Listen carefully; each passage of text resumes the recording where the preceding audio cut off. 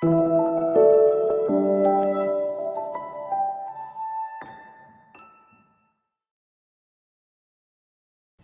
Friends, ನಮ್ ಜೊತೆ ಇದ್ದಾರೆ ಸಿದ್ಧಾರ್ಥ್ ಸರ್. ಸರ್, 9ನೇ ತಾರೀಕಿಂದ ಕನ್ನಡ ಎಕ್ಸಾಮ್ ಇದೆ. ಸೊ ನನ್ಗೇನ್ ಭಯ ಆಗ್ತಿದೆ ಅಂದ್ರೆ ತುಂಬಾ ಸ್ಪೆಲ್ಲಿಂಗ್ ಮಿಸ್ಟೇಕ್ಸ್ ಆಗ್ತಿದೆ. ಕ್ವಶನ್ ಆನ್ಸರ್ಸ್ ಎಷ್ಟೇ ಲಾಂಗ್ ಬರ್ದು ನನ್ಗೆ ಮಾರ್ಕ್ಸ್ ಸಿಗ್ತಿಲ್ಲ. ಅದಕ್ಕೆ ಏನ್ ಸರ್ ಸೊಲ್ಯೂಷನ್? ನಾವ್ ಎಷ್ಟೇ ತರ ಆನ್ಸರ್ಸ್ ಪೇಪರ್ಸ್ ತುಂಬಿಸಿದ್ರು ನನಗೆ 35 ಮಾರ್ಕ್ಸ್ ಬರ್ತಿದೆ, ಅದಕ್ಕಿಂತ ಜಾಸ್ತಿ ಬರ್ತಾನೆ ಇಲ್ಲ. ಸೊ ಅದಕ್ಕೆ ಏನಾದ್ರು ಒಂದ್ ಸೊಲ್ಯೂಷನ್ ಹೇಳಿ ಸರ್ ನಮ್ಗೆ. ಓಕೆ, ಮೊದಲಿಗೆ ನಿಮ್ಮ ಮೊದಲನೇ ಪ್ರಶ್ನೆ ತಗೊಳ್ತೀನಿ. ಸೊ ನೀವು ಬರೀತಾ ಇದ್ದೀರಾ, ಆದ್ರೆ ನಿಮ್ಗೆ ಮಾರ್ಕ್ಸ್ ಬರ್ತಾ ಇಲ್ಲ.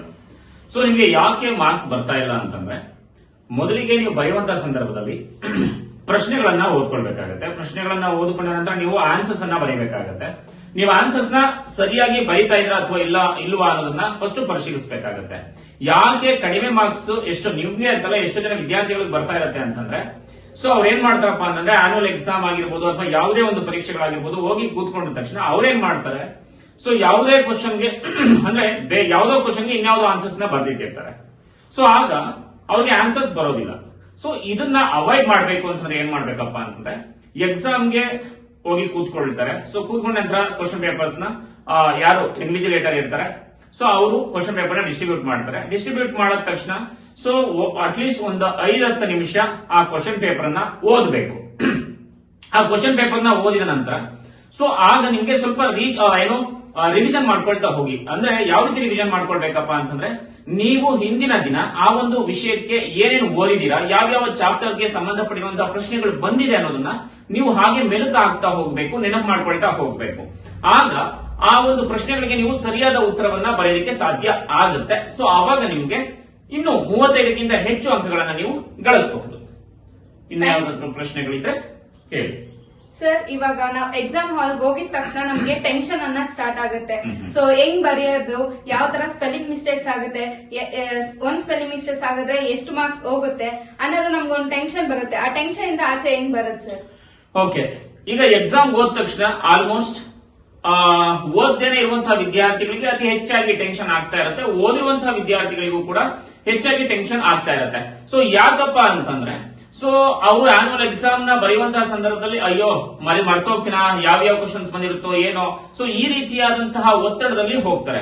ಸೊ ಯಾವುದೇ ಕಾರಣಕ್ಕೂ ಅಷ್ಟೇ ನೀವು ಆನ್ಯುವಲ್ ಎಕ್ಸಾಮ್ ನ ಬರೆಯೋಕೆ ಹೋಗುವಂತಹ ಸಂದರ್ಭದಲ್ಲಿ, ಯಾವುದೇ ಪರೀಕ್ಷೆಗಳನ್ನ ಬರೆಯೋದಕ್ಕೆ ಹೋಗುವಂತಹ ಸಂದರ್ಭದಲ್ಲಿ ಒತ್ತಡಕ್ಕೆ ಒಳಗಾಗ್ದೇನೆ ನೀವು ಪರೀಕ್ಷೆಯನ್ನ ಬರೀಬೇಕಾಗತ್ತೆ. ಸೊ ನೀವೇನ್ ಮಾಡ್ಬೇಕಪ್ಪ ಅಂತಂದ್ರೆ, ಹಿಂದಿನ ದಿನ ನೀವು ಓದ್ಕೊಂಡು ಬಂದಿರ್ತೀರಾ. ಕೆಲವರು ಮಕ್ಳಿಗೆ ಏನ್ ಮಾಡ್ತಾರಪ್ಪ ಅಂತಂದ್ರೆ, ಬೆಳಿಗ್ಗೆ ಹೊತ್ತು ತಿಂಡಿನೇ ಮಾಡೋದಿಲ್ಲ, ಸೊ ಹೋಗಿ ಎಕ್ಸಾಮ್ಸ್ ನ ಬರೀತಾ ಇರ್ತಾರೆ. ಸೊ ಹಾಗೆ ಬರೀತಾ ಹೋದ್ರೆ ಸೊ ನೋಡಿ, ನಮ್ಮ ಮೆದುಳಿಗೆ ಏನಪ್ಪಾ ಅಂತಂದ್ರೆ ತೇವಾಂಶ ಬೇಕಾಗಿರುತ್ತೆ. ಸೊ ಅವಾಗ ನೀವು ಚಾಕ್ಲೇಟ್ ಕೊಡುವಂತದ್ದು ಅಥವಾ ನೀರ್ನ ತಗೊಂಡೋಗಿ ಕುಡಿಯುವಂತದ್ದು, ಸೊ ಈ ರೀತಿ ಮಾಡ್ತು ಅಂತಂದ್ರೆ ಮೆದುಳು ಏನಾಗಿರುತ್ತೆ, ಆಕ್ಟಿವ್ ಆಗಿರುತ್ತೆ. ಸೊ ಆಗ ನೀವು ಹಿಂದಿನ ದಿನ ಓದಿದಂತಹ ಎಲ್ಲಾ ಒಂದು ಪ್ರಶ್ನೆಗಳಿಗೆ ಉತ್ತರಗಳು ನೆನಪಾಗ್ತಾ ಹೋಗ್ತಾ ಇರುತ್ತೆ. ಮತ್ತೆ ಇನ್ನೊಂದು ವಿಚಾರ ಏನಪ್ಪಾ ಅಂತಂದ್ರೆ, ಟೆನ್ಷನ್ ಮಾಡ್ಕೊಳಕ್ ಹೋಗ್ಬೇಡಿ. ನೀವು ಹೆಚ್ಚಾಗಿ ಭಯ ಪಡ್ತಾ ಹೋದ್ರೆ ನೀವು ಓದಿರುವಂತಹ ಉತ್ತರಗಳೇನಿರುತ್ತೆ ಅದೆಲ್ಲವನ್ನು ಕೂಡ ಮರೆತು ಹೋಗುವಂತಹ ಒಂದು ಸಂದರ್ಭವೂ ಕೂಡ, ಪರಿಸ್ಥಿತಿಯು ಕೂಡ ಬರಬಹುದು. ಆ ಮರ್ತೋದಾಗ ನಿಮ್ಗೆ ಏನಾಗುತ್ತೆ, ಕ್ವಶನ್ ಪೇಪರ್ ನೋಡಿದಾಗ ಆ ಒಂದು ಆನ್ಸರ್ಸ್ ನಿಮ್ಗೆ ನೆನಪಿಗೆ ಬರೋದಿಲ್ಲ. ಯಾವಾಗ ಒಂದ್ ಕ್ವಶನ್ 2 ಕ್ವಶನ್ ನೆನಪಿಗೆ ಬರೋದಿಲ್ವೋ ಅವಾಗ ನೀವು ಭಯ ಬಿದ್ದು ನಿಮ್ಗೆ ಬರುವಂತಹ ಕ್ವಶನ್ಸ್ ಗೆ ಆನ್ಸರ್ಸ್ ಕೂಡ ನೀವು ಮರ್ತು ಹೋಗ್ತೀರಾ. ಸೊ ಭಯ ಬೀಳ್ದೇನೆ, ಒತ್ತಡಕ್ಕೆ ಒಳಗಾಗ್ದೇನೆ, ಯಾಕಂದ್ರೆ ನೀವು 1ನೇ ತರಗತಿಯಿಂದ 12ನೇ ತರಗತಿವರೆಗೂ ಕೂಡ ಎಷ್ಟು ಎಕ್ಸಾಮ್ಸ್ ಗಳನ್ನ ಫೇಸ್ ಮಾಡಿದಿರಾ, ಯಾವುದೇ ಕಾರಣಕ್ಕೂ ಕೂಡ ಭಯ ಬೀಳೋದಕ್ಕೆ ಹೋಗ್ಬೇಡಿ. ಅರ್ಥ ಆಯ್ತಲ್ವಾ? ಸೊ ನಿಮ್ಗೆ ಎಷ್ಟು ಗೊತ್ತಿದೆಯೋ ಅಷ್ಟಕ್ಕೂ ಕೂಡ ಆನ್ಸರ್ಸ್ ನ ಬರೆದ್ಬಿಟ್ಟು ಬನ್ನಿ. ಆಮೇಲೆ ಇನ್ನೊಂದು ಏನಪ್ಪಾ ಅಂತಂದ್ರೆ, ಆಪ್ಷನ್ಸ್ ಕೂಡ ಕೊಟ್ಟಿರ್ತಾರೆ ನಿಮ್ಗೆ ಒಳ್ಳೆ ಸ್ಕೋರ್ ಮಾಡೋದಕ್ಕೆ. ಆಪ್ಷನ್ಸ್ ಕೂಡ ಬರೆದ್ಬಿಟ್ಟು ಬನ್ನಿ. ಫಸ್ಟ್ ಈಗ ಫಾರ್ ಎಕ್ಸಾಂಪಲ್ ಯಾವುದೋ 1 ವರ್ಡ್ ಆನ್ಸರ್ಸ್ 2 ಕ್ವಶನ್ಸ್ ಮಾತ್ರ ಆನ್ಸರ್ಸ್ ಮಾಡಿ ಅಂತ ಇರುತ್ತೆ. 4 ಕ್ವಶನ್ಸ್ ಕೊಟ್ಟಿರ್ತಾರೆ. ಮೊದಲಿಗೆ ನೀವು 2 ಕ್ವಶನ್ಸ್ ಗೆ ಆನ್ಸರ್ಸ್ ಮಾಡಿ, ತದನಂತರ ಲಾಸ್ಟ್ ಅಲ್ಲಿ ಟೈಮ್ ಇರುತ್ತೆ. ಆ ಟೈಮ್ ಇರುವಂತಹ ಸಂದರ್ಭದಲ್ಲಿ ಆ 2 ಎಕ್ಸ್ಟ್ರಾ ಕ್ವಶನ್ಸ್ ಗಳಿಗೂ ಕೂಡ ನೀವು ಆನ್ಸರ್ಸ್ ನ ಬರ್ದ್ಬಿಟ್ಟು ಬನ್ನಿ. ಯಾಕೆ ಅಂತಂದ್ರೆ, ಇಲ್ಲಿ 2 ಕ್ವಶನ್ ಬರ್ದಿರ್ತೀರಾ, ಸ್ಟಾರ್ಟಿಂಗ್ ಅಲ್ಲಿ ಯಾವುದೋ ಒಂದು ಕ್ವಶನ್ಸ್ ತಪ್ಪಾಗಿರುತ್ತೆ, ಲಾಸ್ಟ್ ಅಲ್ಲಿ ಅದೇ ಕ್ವಶನ್ಸ್ ನ ನೀವು ಬರ್ದಿರ್ತೀರಾ. ಆಗ ಆ ಒಂದು ಕ್ವಶನ್ಸ್ ಯಾವುದೋ ಒಂದು ಸರಿಯಾದ ಉತ್ತರ ಇರುತ್ತೆ, ಆ ಒಂದು ಪ್ರಶ್ನೆಗೆ ಆ ಒಂದು ಉತ್ತರವನ್ನ ಕನ್ಸಿಡರ್ ಮಾಡ್ತಾರೆ. ಓಕೆ, ಸೊ ಯಾವುದೇ ಕಾರಣಕ್ಕೂ ಕೂಡ ಒತ್ತಡಕ್ಕೆ ಒಳಗಾಗ್ಬೇಡಿ. ಸರಿಯಾದ ಆಹಾರವನ್ನ ಸೇವಿಸಿ, ಹಾಗೇನೆ ಕಣ್ತುಂಬಾ ನಿದ್ದೆ ಮಾಡಿ. ಎಷ್ಟೋ ವಿದ್ಯಾರ್ಥಿಗಳು ನಿದ್ದೆನೆ ಮಾಡೋದಿಲ್ಲ ಪರೀಕ್ಷೆ ಭಯದಿಂದ. ಸೊ ಕಣ್ತುಂಬಾ ನಿದ್ದೆ ಮಾಡಿ, ಮನಸ್ಸನ್ನ ಶಾಂತವಾಗಿ ಇಟ್ಕೊಳ್ಳಿ. ಹೋಗಿ ನೀವು ಪರೀಕ್ಷೆ ಬರೀತು ಅಂತಂದ್ರೆ ಖಂಡಿತ ಅದ್ಭುತವಾಗಿ ನೀವು ಒಳ್ಳೆ ಮಾರ್ಕ್ಸ್ ನ ತಗೊಳ್ತೀರಾ. ಸರ್ ಇನ್ನೊಂದು ಕ್ವಶನ್ ಏನಂದ್ರೆ ನಾವ್ ಇವಾಗ 2 ಮಾರ್ಕ್ಸ್ ಗೆ 3 ಲೈನ್ಸ್ ಬರಿತೀವಿ. ಇವಾಗ ಸಂದರ್ಭ ಆದ್ರೆ 1 ಪ್ಯಾರಾ ಬರಿಬೇಕಾಗುತ್ತೆ. ಸೊ ನಾವ್ ಎಷ್ಟು ಮಿನಿಮಮ್ ಲೈನ್ಸ್ ಬರಿಬೇಕಾದ್ರೆ ನಮ್ಗೆ ಎಷ್ಟು ಮಾರ್ಕ್ಸ್ ಸಿಗುತ್ತೆ, ಎಷ್ಟು ಲೈನ್ ಬರೆದ್ರೆ ಎಷ್ಟು ಮಾರ್ಕ್ಸ್ ಇರುತ್ತೆ, ಯಾವ ತರ ಪಾಯಿಂಟ್ಸ್ ಬರಿಬೇಕು ಅಂತ ಹೇಳಿ ಸರ್. ಓಕೆ, ತುಂಬಾ ಅದ್ಭುತವಾದಂತಹ ಪ್ರಶ್ನೆ. ಇವರು ಶ್ರುತಿ ಚಿಂತಲ ಅಂತ ಹೇಳಿ ವಿದ್ಯಾರ್ಥಿನಿ.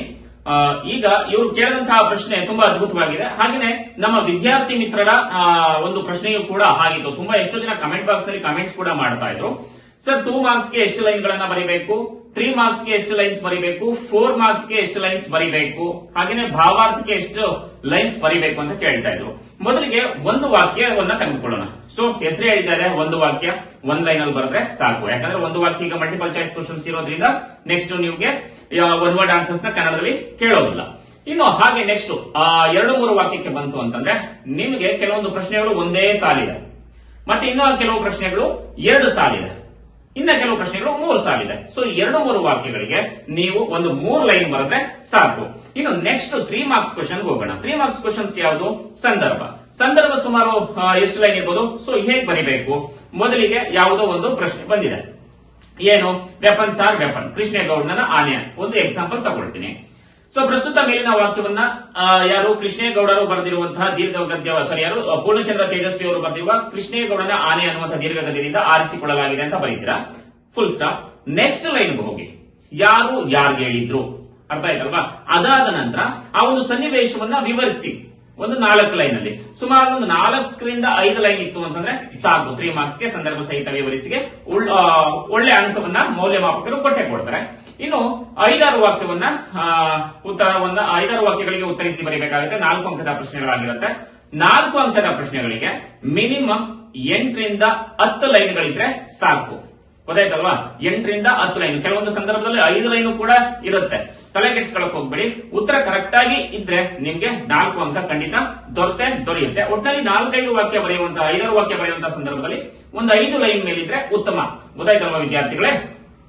ಸರ್ ಇನ್ನೊಂದು ಏನಂದ್ರೆ ನಾವು ಇವಾಗ ಆನ್ಸರ್ ಪೇಪರ್ ಸ್ಟಾರ್ಟ್ ಮಾಡ್ಬೇಕಾದ್ರೆ ಕರೆಕ್ಷನ್ ಮಾಡೋರ್ಗೆ ಅಟ್ರಾಕ್ಷನ್ ಇರ್ಬೇಕು ಅಂದ್ರೆ ನಾವು ಗ್ರಾಮರ್ ಸ್ಟಾರ್ಟ್ ಮಾಡ್ಬೇಕಾ ಇಲ್ಲ ಒಂದು ವಾಕ್ಯ ಸ್ಟಾರ್ಟ್ ಮಾಡ್ಬೇಕಾ, ಏನ್ ಸ್ಟಾರ್ಟ್ ಮಾಡ್ಬೇಕು ಅಂತ ಗೊತ್ತಾಗ್ತಿಲ್ಲ. ಸೊ ಅದಕ್ಕೆ ಏನ್ ಸರ್ ಸೊಲ್ಯೂಷನ್?